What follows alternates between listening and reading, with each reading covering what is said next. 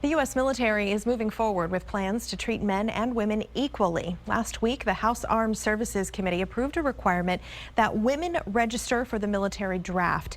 The move is largely symbolic, but it comes after the U.S. agreed to integrate women into combat roles. KXAN's Anna Wernicke spoke to local recruiting officers who say women are now enlisting in Texas more than ever before. They asked me and I would just answer and say, I want to be a police officer or I want to be something with law, you know? But now at 17 years old, Lizette Albaran decided she wants to do something a little bit different. I want to join infantry. So on Monday, Lizette enlisted in the infantry division of the United States Army. We've always done everything pretty much together. And her twin sister, Elizabeth, did as well. It's new territory for women in the armed forces because up until last December, the Army only recruited men for combat jobs. In the 21st century, that requires drawing strength from the broadest possible pool of talent.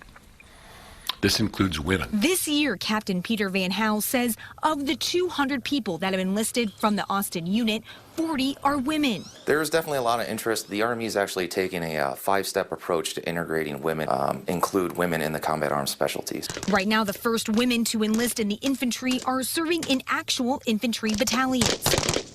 Those officers will eventually command the next group of recruits. You've always had people tell you, you can't do it. Like Lizette and Elizabeth. But I'm going to come back and I'm going to say, guess what? I did do it. Taking this big step about joining the Army is just probably the best step that we've taken together as twin sisters. Anna Wernicke, KXAN News.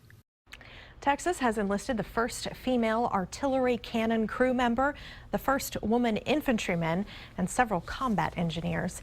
And right now, women make up about 15% of the U.S. Armed Forces. The latest numbers from the Pentagon show there were more than 200,000 women in active duty in 2011. About 36,000 women were in the officer corps. That's about 17%. And among the top ranks, 69 of the 976 generals and admirals were women. And as for the bill approved last week on women in the military draft, it will be presented to the House next month for a vote. Keep in mind, the last time there was a military draft was in 1973.